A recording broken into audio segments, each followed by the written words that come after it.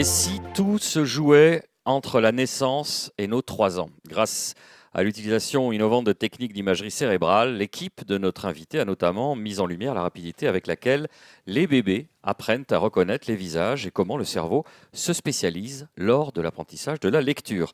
Sa recherche est cruciale pour comprendre comment les capacités initiales de l'être humain se développent grâce à la maturation du cerveau et aux stimulations de l'environnement. Voici Ghislaine Dehaene-Lamberts, directrice de recherche au CNRS, directrice de l'équipe neuroimagerie de développement Neurospin, pour un échange de belle tenue avec Louise Cuneo, journaliste au Point. Là encore, sous vos applaudissements, mesdames, messieurs. Bonjour Ghislaine, bonjour à tous. Bonjour.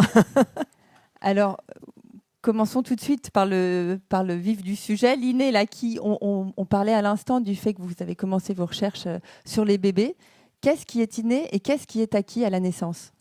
Alors là, c'est une question qui revient souvent, qui m'a un peu déplu quand j'ai vu le titre, parce que soit on peut dire qu'il y a beaucoup d'innés, puisqu'on est des humains, on n'est pas des chimpanzés, donc forcément on a un cerveau qui est un cerveau d'être humain, donc ça c'est donné par la biologie. Et puis évidemment, on acquiert dans une culture, on va apprendre par exemple une langue particulière, qui est la langue qui est autour de nous, donc ça c'est de l'acquis. Alors après, dire quand un bébé apprend qu'est-ce qui est inné, qu'est-ce qui est acquis, en fait, on n'arrive pas à le séparer. On est 100% inné, 100% acquis. Dès que vous mettez 2 neurones ensemble, ils vont se transformer parce qu'ils vont interagir. Et donc, c'est très difficile après de séparer, par exemple, quand il y a une difficulté, quelle est la part exacte de l'inné, quelle est la part exacte de l'acquis. Tout ça se mélange très vite. C'est-à-dire que l'environnement agit dès le départ, dès la naissance ? Oui, l'environnement in utero, parce que vous allez même voir 2 jumeaux qui sont, même avec une génétique absolument identique, vous allez voir quand même des différences. Donc il y a un environnement qui agit tout de suite de façon particulière avec un cerveau, et ce cerveau est immédiatement en train de, là on n'est plus au niveau du neurone, mais vraiment de cet organe très spécialisé qui nous a été donné pour apprendre, et donc qui se transforme à chaque fois qu'il est dans un environnement, parce qu'il cherche à comprendre cet environnement et il cherche à en déterminer la structure. Et donc ça, chez le bébé, tout de suite. Donc évidemment, s'il est élevé, même imaginons un enfant qui est avec exactement la même génétique, exactement tout pareil, mais il naît à terme, où il naît 3 mois avant, le fait d'avoir été dans un environnement qui est l'environnement du prématuré, avec les bruits de la salle de néonat, avec... même si tout allait bien, si on avait résolu en tant que médecin tous les apports nutritionnels, d'oxygène, etc., le fait même que cet environnement du prématuré et du bébé à terme in utero sont différents, va donner un cerveau différent, qu'on voit d'ailleurs en imagerie. On peut déterminer, en regardant le cerveau, qu'il y a eu un cerveau qui a évolué différemment dès le tout départ. Est-ce qu'il en va de même chez les animaux ? Ah oui, ça c'est vraiment une constante de tous les cerveaux, quelle que soit leur simplicité, si on peut dire. C'est une constante. Un cerveau, c'est fait pour apprendre, et donc c'est modifié par l'environnement. Et alors, du coup, on a envie de savoir quel est l'environnement idéal pour faire évoluer un cerveau. Alors, surtout qu'en ce moment, il change beaucoup. Donc, on a beaucoup de questions, parce qu'on a une société qui change très vite. On va vous parler des écrans, vous allez me parler des écrans. Mais ce n'est pas seulement ça, c'est aussi la structure familiale qui change, avec des familles beaucoup plus réduites. Et en fait, aussi des parents qui sont beaucoup plus sur leurs écrans, sur leur téléphone, qu'en interaction avec le bébé. Et donc, on a un peu peur que ce manque d'interaction entre l'enfant, le jeune enfant, le très jeune enfant et ses parents soit un petit peu un facteur difficile, parce que, par exemple, pour le langage, vous ne le réalisez peut-être pas, mais le langage est très dépendant de périodes critiques. Si vous le réalisez quand vous avez à apprendre une 2e langue, vous apercevez que vous êtes bien plus mauvais si vous l'apprenez à 12 ans, si vous l'apprenez adulte, que si vous êtes un jeune bébé qui n'a aucun problème à apprendre sa langue maternelle, le plus souvent, c'est la majorité des cas, voire apprendre une 2e langue, voire une 3e langue dans certains environnements, alors que vous, adultes, vous avez beaucoup plus de difficultés. Et je ne sais plus pourquoi je disais ça. Excusez-moi. On se demandait quel environnement il fallait organiser autour de l'enfant. Et donc justement, voilà, j'y reviens, je retrouve mes idées, je suis un peu émue, ça doit être ça. Et donc, il y a des facteurs critiques, donc on sait que pour apprendre une langue, il faut que vous y soyez exposé très tôt. Si par malheur, par exemple, vous êtes sourd, et il y a eu un moment l'idée que les enfants sourds, il fallait surtout pas leur donner de langage visuel, de langue des signes, parce que avec donc comme je vous le disais, l'environnement affecte le cerveau, donc peut-être les régions auditives allaient devenir visuelles, donc il valait mieux ne pas exposer ces enfants au langage des signes. Et donc ces enfants étaient appareillés mais avec aucun langage qui précède, ils n'arrivaient pas à apprendre un langage. Donc il faut absolument exposer le jeune enfant à du langage dans les premiers mois de vie, dans la première année de vie, parce que ça contraint vraiment ce qui va se passer plus tard. Vous parliez des écrans. Il semble maintenant acquis pour tout le monde qu'il faut limiter l'exposition aux écrans chez les tout-petits, mais vous disiez qu'il fallait veiller notamment aux écrans des parents. C'est les parents eux-mêmes qui doivent veiller à ne pas trop les utiliser pour eux-mêmes avec leurs enfants, c'est bien ça ? Oui. Alors, il y a plusieurs problèmes. Le premier, c'est que, c'est la même chose pour les enfants. Tous nos téléphones, tous ces programmes ont été faits pour attirer notre attention. Et pour des jeunes parents où on a l'impression que ce petit bébé ne fait pas encore grand-chose, souvent les jeunes parents sont déçus d'ailleurs par leur premier enfant, parce que c'est vrai, il dort, il pleure, il n'a pas l'air d'être très intéressant. Donc, ils sont beaucoup plus attirés par leur téléphone. Et donc, ils ne parlent pas assez aux enfants. Et cette interaction qui existe, cette danse entre l'adulte et l'enfant, ce qui permet, ces dialogues, c'est ce qui permet à l'enfant de comprendre déjà plusieurs choses. Et très jeune, hein. Déjà à 4 mois, on a des expériences en laboratoire qui montrent que le bébé sait que la parole transmet de l'information.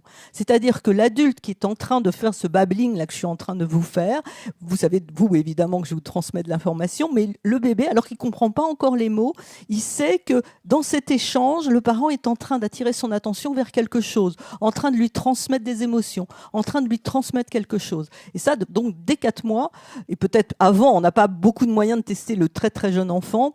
On reviendra peut-être sur les méthodes qui nous permettent en laboratoire de voir ces réponses. Mais le bébé sait qu'on lui transmet de l'information et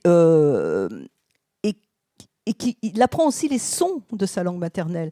Vous avez plus de 3000 langues au monde, hein, et donc chaque langue a choisi le répertoire de sons qu'elle utilise, la façon dont elle les combine pour faire des mots. Par exemple, en anglais, vous n'avez pas le « u » français, ce qui gêne beaucoup nos amis britanniques. En français, on n'a pas le « the », alors ils se moquent de nous. Donc c'est ce qui fait partie aussi des incompréhensions entre humains, parce qu'on ne parle pas correctement la langue de l'autre. Et ces caractéristiques de la langue maternelle sont apprises pendant la première année de vie, donc bien avant que le bébé commence à produire des mots. Mais pour qu'il apprenne, il faut qu'il soit exposé. Si le parent est sur son téléphone, il n'entend personne parler. Et c'est pas juste d'entendre parler, parce qu'à m'écouter, vous dites, c'est simple, je mets mon bébé devant la télé et puis hop, il va apprendre. Hein, Eh bien non, parce que ce qui est intéressant pour le bébé, c'est d'avoir cet échange avec l'adulte. C'est de faire un petit peu ce que j'essaye de faire. Vous êtes dans le noir, donc je ne vous vois pas beaucoup. D'habitude, dans une conférence, on est debout, on surplombe les gens. Et donc, on essaye d'avoir cette interaction. C'est-à-dire, j'essaye de capter vos regards ou le vôtre. Je fais des espèces de mimiques. Vous voyez, généralement, on lève les sourcils, je bouge des bras, etc. J'ai ma voix qui essaye de ne pas être trop plate. Tout ça, ce sont des signes qui ne sont pas directement liés au message que je passe. Je pourrais dire des signes non verbaux pour essayer d'attirer votre attention et pour vous dire, je vous dis quelque chose d'intéressant. Et ça, on l'utilise très vite avec le bébé. On va commencer à le faire babiller quand on le change, on commence à faire... Et ça, on va faire des mimiques. Et tout ça, c'est appris extrêmement tôt et c'est extrêmement important pour le bébé pour comprendre ces échanges entre lui et les autres personnes autour de lui. Cet apprentissage d'action-réaction, c'est quelque chose qu'on retrouve chez les adultes. Vous me parliez de l'exemple de Margaret Thatcher, je crois. Ah oui, alors ça fait beaucoup rire les linguistes à l'époque, parce que Margaret Thatcher, à chaque fois qu'elle était interviewée, elle se faisait interrompre. Et elle se fâchait tout rouge en disant « mais vous ne me laissez pas parler, c'est pas possible ». Enfin, vous la connaissez, pour ceux les plus anciens d'entre nous, vous vous souvenez, elle avait quand même un sacré caractère.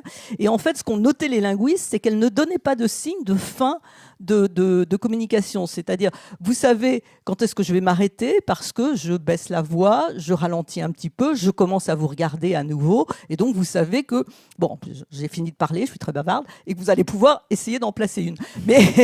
Mais Margaret Thatcher avait une voix très, très plate qui ne donnait aucun signe. Et donc, les gens ne savaient pas quand intervenir. Donc, intervenait toujours au mauvais moment et ça la vexait beaucoup. Donc du coup, l'environnement, dès les premières minutes, l'environnement est très important pour faire évoluer les enfants et pour qu'ils apprennent. Est-ce que, c'est-à-dire que les parents sont responsables de tout dans les premières années et que c'est là que va se décider le développement du cerveau de leurs enfants? Alors, c'est toujours la bouteille à moitié vide, à moitié pleine. Quand on insiste sur les premières années de vie, on a l'impression que du coup, tout est figé. Alors, il faut quand même se dire, même pour les plus âgés d'entre nous, que le cerveau est un organe dont, je l'ai déjà dit, est un organe d'apprentissage et il apprend tout au long de la vie. Mais il y a des moments où c'est plus facile. Et c'est vrai que dans les premières années de vie, parce que vous êtes tout neuf, parce que vous n'avez pas encore beaucoup d'habitudes, parce que vous êtes aussi beaucoup plus curieux du monde. Je pense qu'il y a un émoussement de la curiosité, enfin pas pour vous qui êtes là aujourd'hui, avec l'âge, mais on sait déjà tellement de choses que il y a plus grand-chose de très nouveau. Et donc ça pousse le bébé à apprendre, ça le pousse à regarder ce qui se passe. Moi, je suis toujours étonnée de voir tous ces bébés qu'on emmène dans nos laboratoires. On leur montre toujours des choses bizarres, parce que ce qu'on utilise beaucoup dans les laboratoires, c'est la surprise. Pour savoir ce qu'un bébé sait, on le met devant une situation improbable. S'il réagit en regardant plus longtemps, en ayant, si on fait de l'imagerie, des réactions de surprise qu'on connaît très bien dans le cerveau, on se pense que du coup, il avait une connaissance sur la situation et donc il est choqué parce qu'elle elle correspond pas. Par exemple, il y a eu des expériences où on fait glisser un objet sur une table, par exemple, et puis tout d'un coup, l'objet passe au-delà de la table. Il tombe pas, le bébé est surpris. Et puis il y a un âge où il dépasse un petit peu. Il devrait tomber, il tombe pas, et on sait comme ça que vers 6-9 mois, au moment où il commence à faire tomber beaucoup d'objets, pour qu'un objet ne tombe pas, il doit avoir son centre de gravité au-dessus de la table, ce qui est quand même déjà assez subtil, parce que ça va dépendre de la taille et du poids de cet objet par rapport à la table. Donc on les met quand même dans des situations invraisemblables, et ils essayent de comprendre. Ils essayent de voir ce qui se passe.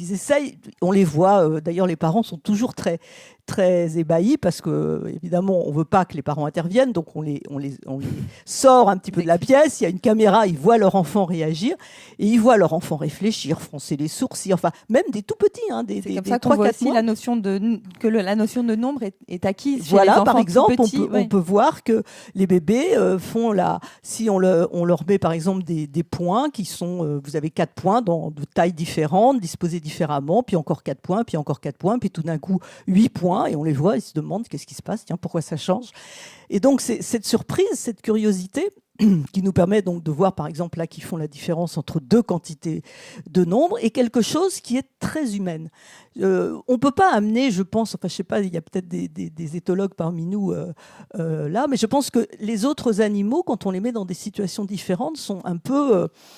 ont peur, se demandent ce qui va se passer et sont un peu repliés sur eux-mêmes, alors que les petits humains sont vraiment très curieux. Ils essayent de comprendre, ils essayent de voir.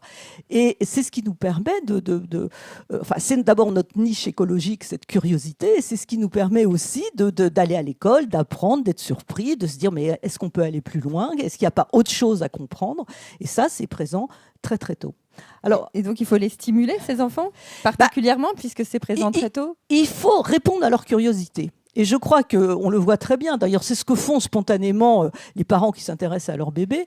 C'est que, tiens, il est en train de regarder, donc je lui parle de ce qu'il regarde, et il répond. Donc, tout de suite se met en place ce dialogue qui fait qu'on lui pointe des choses, il va regarder, on répond. Alors, il ne faut pas le surstimuler. C'est-à-dire, je veux dire... ça se fait assez naturellement, je dirais. Mais si vous le laissez tout seul, évidemment, il ne peut pas apprendre. Et donc, on peut peut-être revenir sur les capacités du nombre que j'ai sauté.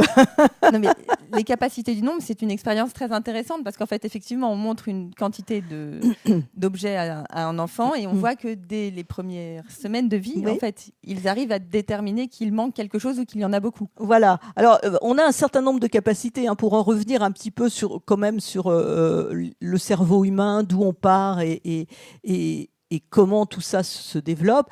Donc d'abord, il y a un certain nombre de capacités qui ne sont pas si fantastiques que ça, parce qu'on les partage avec les autres animaux. L'histoire des nombres, du nombre qu'on vient de raconter, en fait, on la trouve chez on la trouve chez les primates, on la trouve chez les rongeurs, on la trouve chez les oiseaux. Les corvidés sont des très bons, peuvent compter. Il y a des anecdotes sur le corbeau qui compte le nombre de chasseurs qui sortent d'un endroit pour pouvoir ensuite, lui, aller chercher ce qu'il veut.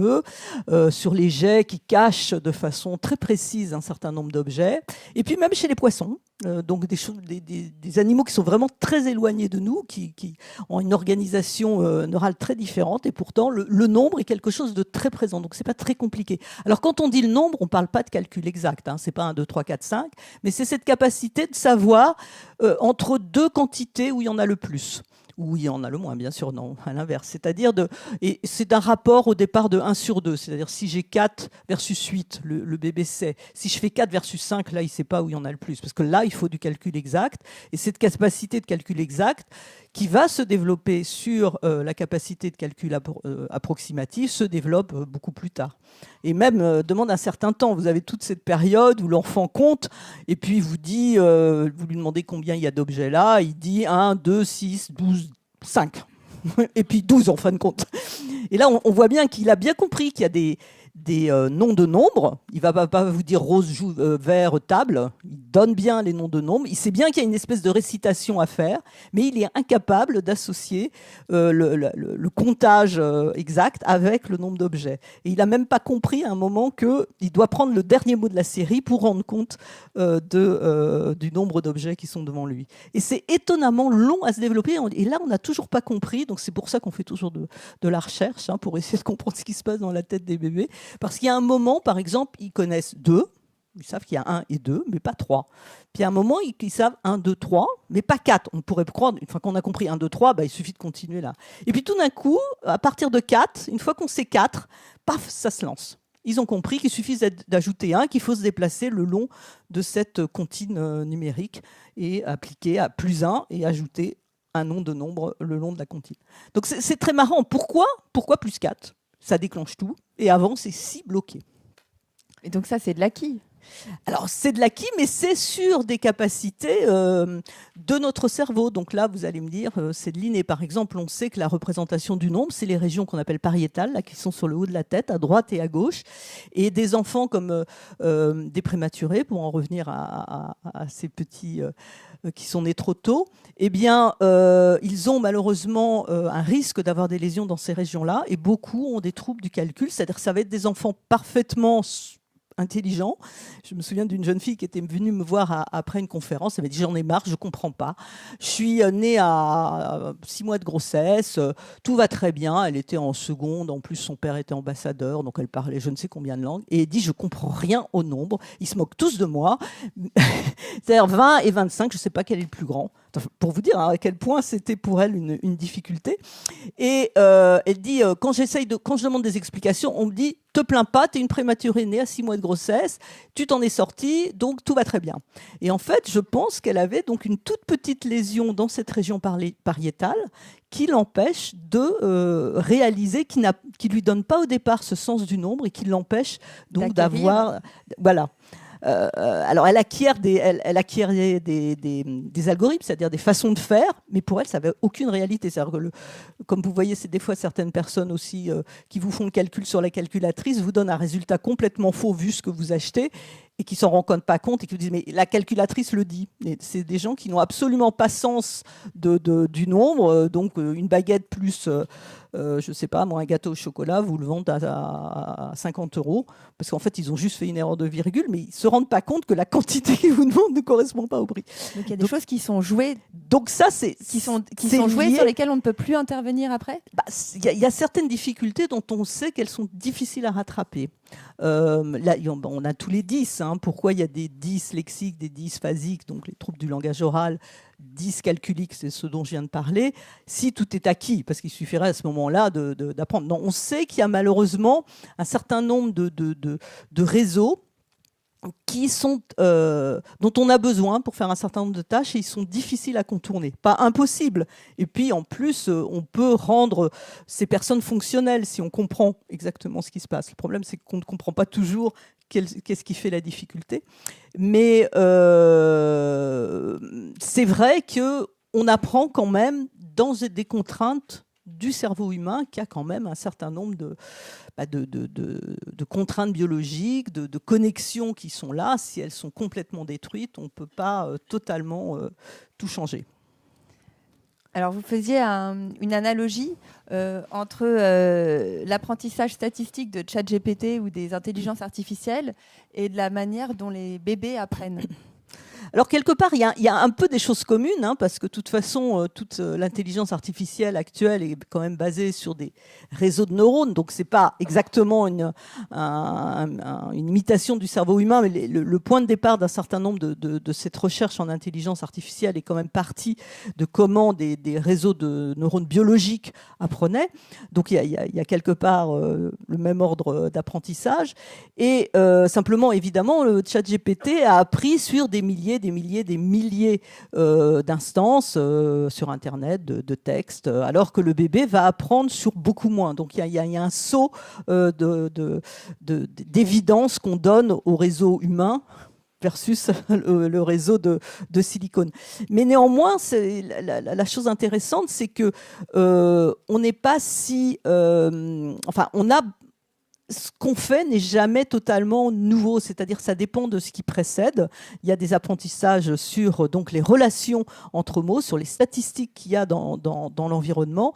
Et donc, de la même façon que grâce au nouveau modèle de langage, on a pu développer ChatGPT, grâce à ces apprentissages statistiques, ils existent aussi dans le cerveau humain et le bébé apprend aussi les statistiques de son environnement. Et donc, apprend aussi à associer les mots parce qu'il les entend autour de lui. Donc on en revient toujours à ce que je disais tout à l'heure. Les capacités de langage existent dans tout cerveau humain, mais s'il n'est pas exposé à du langage, il ne peut pas apprendre. Donc il lui faut de la parole autour de lui pour justement il puisse construire les statistiques de sa langue maternelle et donc modifier son système de langage qui lui permet d'apprendre toutes les langues pour le spécialiser vers sa langue maternelle. C'est une sacrée responsabilité pour les parents. Et je crois que vous pas seulement pour les parents, pour tous autour. Je crois que vous insistez sur l'idée aussi qu'il faut déculpabiliser les parents. Oui, parce que alors là, on passe un petit peu quelque chose d'autre. Évidemment, si vous avez des bébés faciles, c'est très facile, il rigole, vous avez envie de le voir, il réagit bien quand vous commencez à lui parler. Mais c'est comme les adultes, il y a des bébés qui sont plus difficiles, ils sont plutôt des bébés, comment dirais-je, introspectifs, donc ils n'aiment pas trop qu'on les dérange, ils sont moins... Donc c'est quelque chose, des fois, quand je parle avec les parents, ils ne se rendent pas compte que le bébé a déjà sa personnalité. Et donc, il faut apprendre à quelle est la sienne, comment elle s'accorde à la vôtre. Si vous êtes des parents très anxieux, peut-être que le bébé, ça le rend anxieux aussi, donc il se raidit, etc. Donc il faut arriver à danser ensemble. Je pense que c'est une collègue, Cathy Hirsch-Pasek, qui parle beaucoup de la danse entre les parents et l'enfant, mais je crois qu'il faut vraiment comprendre ça comme... c'est pas seulement une image, c'est une réalité, c'est-à-dire vous avez votre personnalité, qui est la vôtre, le bébé a la sienne, et il l'a très tôt. Il y a des bébés qui pleurent beaucoup, il y en a des bébés qui pleurent pas, il y a des bébés qui sourient tout le temps et des bébés qui sourient pas. Comme vous, des fois vous souriez pas, des fois vous en avez marre, des fois vous râlez. C'est normal, c'est pas de votre faute, c'est pas de la faute du bébé, c'est simplement vous avez chacun votre caractère et faut que vous arriviez à vous mettre d'accord sur ce qu'il faut faire à un moment donné. Et c'est pas... et c'est vrai en plus que les bébés pleurent beaucoup au départ. Ça, il faut le dire aux parents, parce qu'ils sont toujours surpris. Mais oui, un bébé... il pleure d'ailleurs pour plusieurs choses. Il pleure aussi parce que il faut se rendre compte de tout ce qu'ils ont à apprendre. C'est extraordinaire. Ils sont stimulés par toute la nouveauté qu'il y a autour d'eux. Ils veulent apprendre, ils veulent comprendre. Et puis à un moment, il y en a un peu trop aussi. Alors, et ils ne sont pas capables de... Au tout départ, là, je parle vraiment des premières semaines de vie, de se désengager eux-mêmes. C'est-à-dire que leur système attentionnel est un système. L'attention, c'est un phénomène assez complexe. Et donc, il y a des choses qui vous attirent. Et puis, vous, adultes, vous êtes capable de vous arrêter votre attention sur, par exemple, je regarde le premier rang là, pour me retourner vers vous. C'est-à-dire, je peux choisir vers où va se diriger mon attention. Or, au tout départ, l'attention du bébé, elle est un petit peu scotchée par ce qu'il est en train de faire, par ce qui se passe devant lui. Vous avez cette période à 2 mois où il regarde et il peut plus se désengager.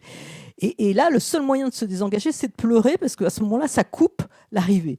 Et donc, c'est aussi quelque chose que les parents doivent comprendre, c'est-à-dire qu'il faut qu'ils voient que là, le bébé on est en train de passer au-dessus de ce qu'il a déjà appris. Donc, il faut l'aider à se désengager, à passer à autre chose, parce que lui, il n'est pas capable de le faire tout seul, au moins au départ. Il faut le temps que tous ces systèmes maturent.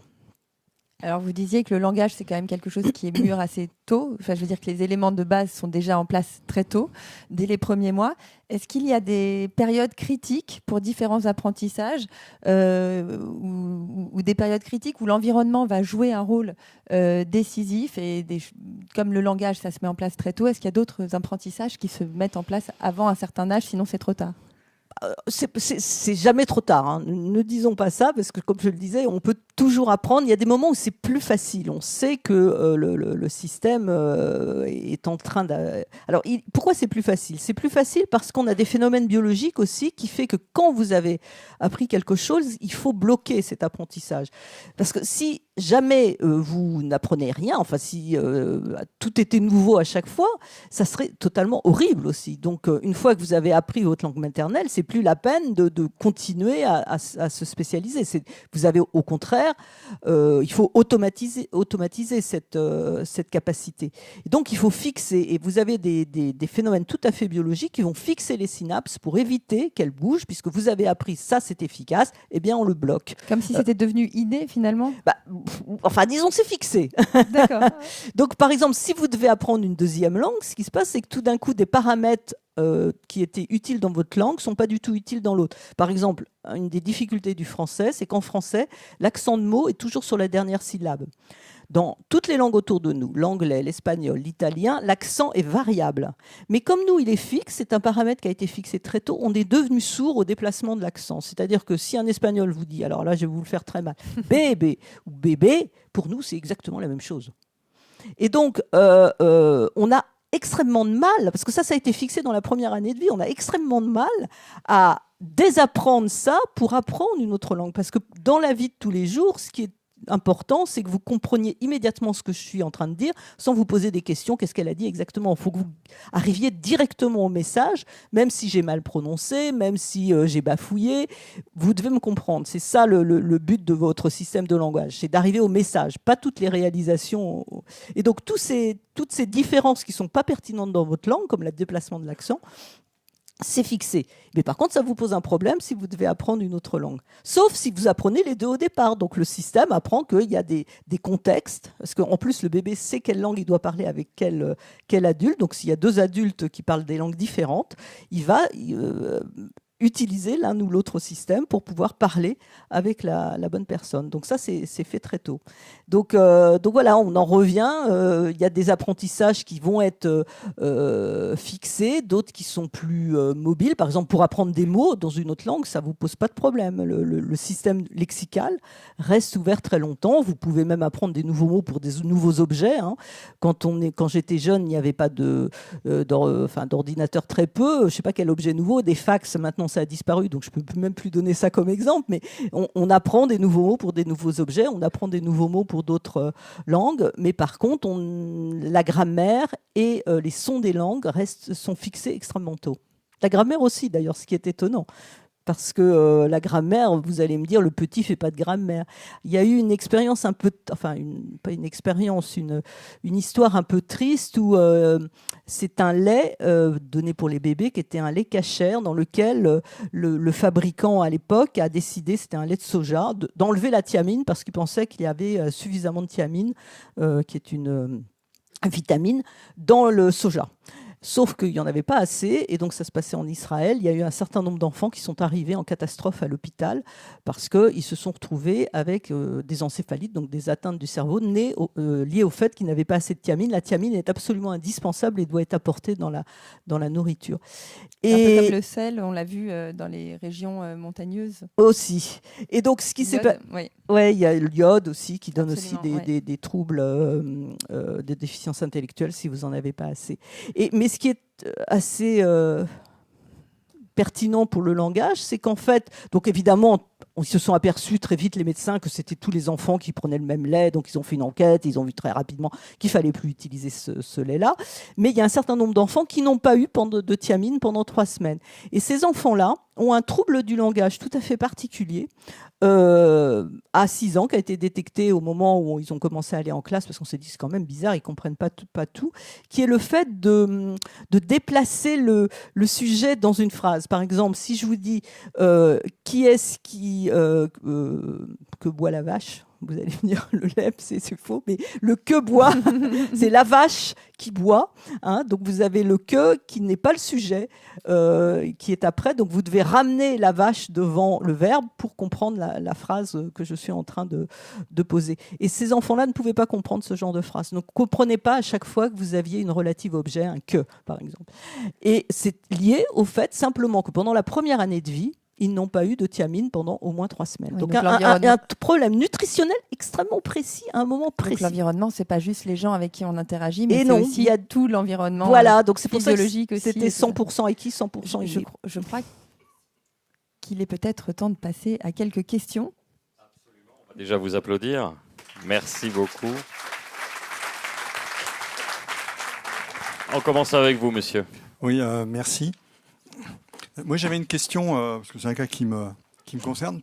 Pour un bébé dont les parents, finalement, ont 2 langues, et des langues complètement, soit des langues proches, soit des langues complètement différentes, une langue française, par exemple, et une langue asiatique, comment le bébé fait la différence entre ces 2 langues dans la première année de vie, s'il entend parler sa mère d'une certaine langue et son père d'une autre, voire d'une 3e, parce qu'en général, ils parlent anglais quand ils sont dans les pays à l'export. Ils ne se trompent pas. Non, ils arrivent très vite à séparer, parce que les langues n'ont pas des associations de sons, de grammaire, de tout ça, de façon arbitraire. En fait, il y a une organisation, donc les linguistes vous décrirez ça mieux que moi, et donc très rapidement, on peut séparer les langues par la prosodie, par les sons qu'elles associent, par la façon dont on accentue certains mots, qui font que vous allez grouper un certain nombre de phrases dans la même langue.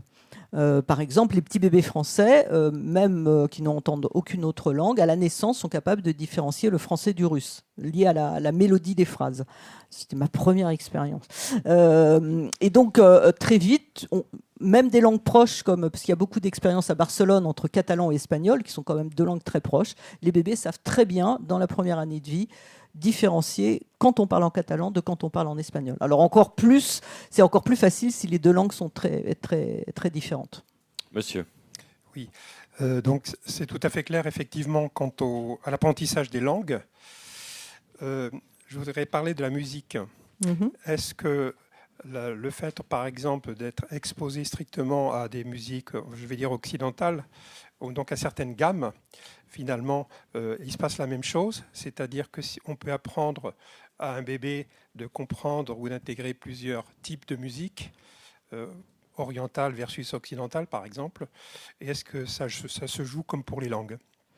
Alors là, je connais moins bien le développement de la musique, mais c'est sûr que la familiarité des gammes ou aussi de l'organisation de la structure musicale, par exemple entre le jazz ou le classique ou le rock, fait que un bébé va devenir familier à un type de musique de façon tout à fait similaire à d'autres aspects. Je ne pense pas que ça se bloque, parce que alors la musique n'utilise pas tout à fait les mêmes réseaux que le langage. Il y a eu beaucoup d'études pour essayer de savoir si c'était exactement les mêmes réseaux ou pas. Il semble que ça soit un peu le parallèle. Donc le langage est plutôt dans l'hémisphère à gauche, la musique à droite. Mais ça ne sont pas se fixer autant que la parole. Parce que la parole, le but de fixer la parole, c'est que vous devez transmettre un message. Il y a vraiment une combinaison subtile de la façon dont vous combinez les sons comme le be, le a, le te pour faire bateau par exemple. Et ça, il faut que vous soyez très précis, parce que ce qui vous intéresse pas, c'est pas la suite de sons comme dans la musique, c'est vraiment le message précis que vous allez passer, et que bateau et gâteau, ça diffère que par 40 millisecondes, hein, les 40 premières millisecondes. Et donc ça, il faut que vous l'ayez. Et donc ça, c'est la spécificité du langage. Donc il y a une familiarité certainement, mais sans doute pas une espèce de blocage comme on peut le voir pour les langues. On va prendre la dernière question avec vous, madame. Oui, moi j'ai une question, parce que vous avez mis l'accent sur le langage dans toute votre intervention. Alors que se passe-t-il pour les enfants qui n'entendent pas, qui ne parlent pas? Est-ce que ça les conduit à un déficit de développement, et comment on peut rattraper ça en utilisant d'autres moyens que le langage? Oui, alors il y a deux choses aussi, parce que le langage, c'est la compréhension et la production. Il y a des enfants qui ne parlent pas, mais qui comprennent. Donc il faut continuer à leur parler, hein, même si eux ne répondent pas. Pour les enfants sourds, par contre, il est évident qu'il faut passer par la langue des signes ou d'autres moyens, et appareiller, en tout cas, dans ce cas-là, assez rapidement, si vous n'avez pas une langue, il faut un langage. Et le langage, c'est un langage des signes, donc visuel. Et les langues des signes sont des vraies langues comme les langues orales. Les langues des signes diffèrent en fonction de... Il y a une langue des signes française, une langue des signes anglaise, qui ne sont pas les mêmes, hein, et qui ne sont pas non plus en rapport avec la langue orale française. Hein. Donc c'est des vraies langues, et il faut exposer les enfants très tôt à une langue, quelle qu'elle soit. Donc si c'est des enfants qui ont des déficiences ou qui ont des problèmes de langue orale, il faut là aussi prendre très au sérieux et rapidement pour avoir d'autres moyens de communication. Mais c'est très important de ne pas laisser un enfant enfermé. Donc il y a aussi l'autisme, qui est une difficulté à rentrer en contact. Il faut arriver à passer du langage et à passer de la communication. Alors ne soyez pas trop frustrés, on peut vous applaudir à nouveau. Pour celles et ceux qui auraient aimé poser des questions à notre invité, vous allez pouvoir le faire, parce qu'il y a tout de suite une dédicace. Ça se passe dans le hall là-bas, les troubles 10 avant 7 ans, sciences et école, ensemble pour mieux apprendre. Et on se retrouve dans 2-3 minutes pour parler cette fois-ci du microbiote. À tout de suite.